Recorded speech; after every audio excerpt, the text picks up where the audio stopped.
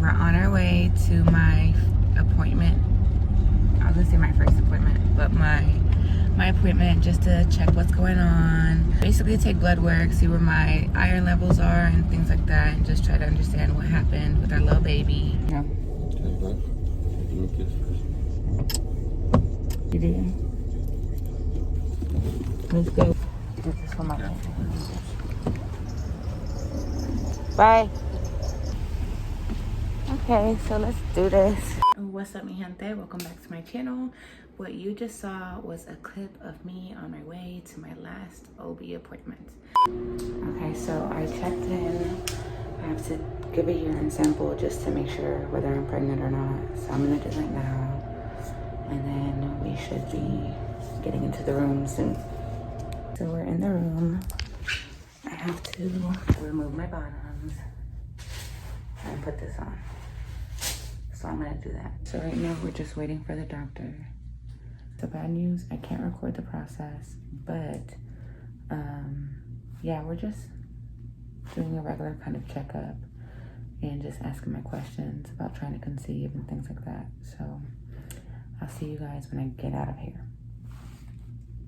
So I think it's a good thing for them that they didn't allow me to record. Let's start off with what happened, right? I had an early pregnancy loss, and so I went just to check everything and make sure everything was okay and just see like what happened.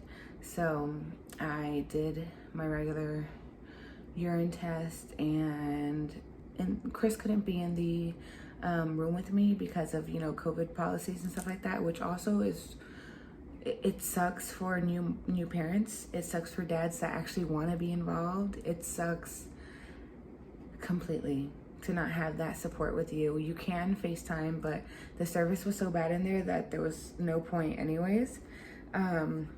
When the doctor came into the room, he says, well, you know, for sure you're not pregnant, and if it makes you feel any better, you probably just read the test wrong.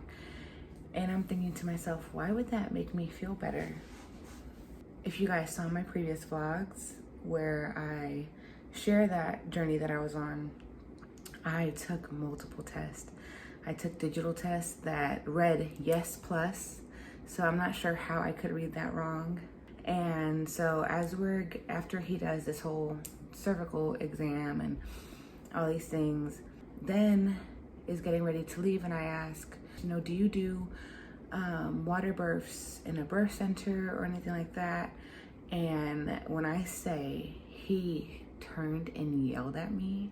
He turned around, he slammed something, and he said, don't ever, ever, ever, ever do a water or home birth. Everyone is into this whole natural thing, and what are you gonna do if your baby's born dead? They don't know how to resuscitate the baby. And I'm just like, oh my God, a big red flag. And I think anyone watching this, I don't care if your OB is a girl, a woman, I don't care if your OB is a man, I don't care who your OB is. If your OB/GYN has been telling you that you're gonna need a C-section even from before you got pregnant, it's a red flag, run. So one thing that people need to know, like sometimes C-sections are definitely needed, and especially in emergency cases, a C-section is like, there's no question, you need a cesarean. But this OB had been telling me since I had my IUD removed that I'm gonna need a C-section. And in this appointment, he tells me again, you know, oh, his exact words were, things are pretty tight down there, so you're probably gonna end up needing a C-section anyways. And I'm just like, okay. At that time, I wasn't educated. I had no clue that was as big as a red flag as it was. What turned me off to the situation is the way he yelled at me, and you know, and the whole saying, the saying of, if my baby's born dead, a midwife or, you know, someone else other than an OB/GYN wouldn't be able to resuscitate my baby. It was pretty traumatizing. It was really horrible. So I needed a drink after that, and that's what I did. Okay, so we came to my favorite spot, Duffy's. I'm gonna grab a drink, my first drink in a long time. You excited to have a drink, sweetie? Yeah. Hey. Got me a strawberry margarita. Already feeling it. My second one. It's been a minute. Very worth it. After I had my little drink, and mind you, I'm going through a lot at this time, so it was just that was a horrible and traumatic experience. And what's sad is that my sister goes to this OB, my mom goes to this OB, and a lot of my friends go to this OB. I loved him up until that point. He was like one of my best friends up until that point. When I got home, I started doing research, and something in me just said, look up his stats. See if maybe you can see how many C-sections he does in a year or in a month, or just look up his stats. And when I looked up his stats, he had the highest C-section rate amongst all his peers. He had the highest induction rate amongst all his peers. And the list went on. And so I'm just like, okay, so now what do I do? I just started researching births at home and things like that, because I also really wanted Chris to be able to be at these appointments. Whenever it happened again, whenever I do get to that point, I thought to myself, I want my support system to be able to be there. So how can I make that happen? I talked to one of my friends who had a home birth. She really put me on to that, because I didn't think it was a thing. I thought that if you had a home birth, it was on accident. You just didn't make it to the hospital and the baby came. But no, it's an actual thing. It was important for me to have a team of women who were women of color. Just plain out and simple. I did a lot of searching on Instagram. I did a lot of Google searches and things like that to try to find ones that were in my area, that serviced my area. And like I said, that were women of color. Chris, however, wasn't 100% on board.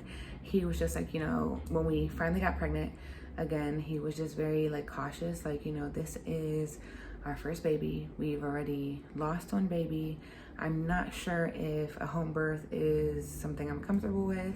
He wanted to respect my wishes, but he also wanted to express his concerns as well. He felt a lot more comfortable with the hospital setting until he too started educating himself. Then it came time to interview the midwives. So I had a list of 3 midwives that I was going to interview and check out. We set up an appointment with all 3, and our first interview was with Sacred Birth. If you follow me on Instagram, I'll be going live with them tomorrow, May 5th, on International Midwife Day, and I'll be sharing the specific interview questions that I had asked them. One of the most important questions, especially after my last OB appointment, was, were they trained in infant resuscitation? And the answers we got were so educated, and just the responses we got from them made us feel so at ease that we just knew right then, like, cancel all the other interviews. This is home. This is who we're doing it with. And that is how we made our decision. It is the best investment that we've made, other than, hiring our doula, Sylvia. We feel so prepared. We all feel educated. My mom, my sister has been able to come to appointments. Chris has been at every appointment, and we have all been so educated throughout this process because of the route that we took. It's not like your regular OB appointment. There's no unnecessary cervical checks. There's an hour-long appointment where we're talking, and it just feels like family, and we're drinking tea, and I'm asking questions, and I'm just like, so I saw this on TikTok. Is this real? And my mom is asking questions, and she's learning things, and that even helps her, And my sister gets to experience this with me. My partner, it's been a surreal and very magical experience. And I do owe it to the route that I've taken with midwifery, and having a doula. I feel prepared. I feel excited. I feel empowered and educated. They have, a library of books. Chris has gotten a book from the library. And what I love about Sacred Birth is they also offer wellness checks. So I really won't be going back to an OBGYN. I can get my pap smears and my checkups right there. I love it. I wouldn't have it any other way. I still have some time to go before baby is here. I'm excited and I am ready. I think education played a huge role in that. So if you are currently pregnant, wanting to get pregnant, check out the links below that I'm gonna add for my midwife and my doula. You'll get a lot of information just by following them, like in regards to red flag for OBs. And that is all for today. Thank you so much for returning to my channel. If you are interested in learning more about midwifery, please follow me on Instagram at Amanda Rose Million, and I will be going live May 5th at 6 p.m. Eastern time with my midwives. Both of them will be there. Submit your questions. We'll give you some answers. And if you can't make it at that time because, you know, Cinco de Mayo, you want to go out, get your tacos, get your drinks, it will be saved.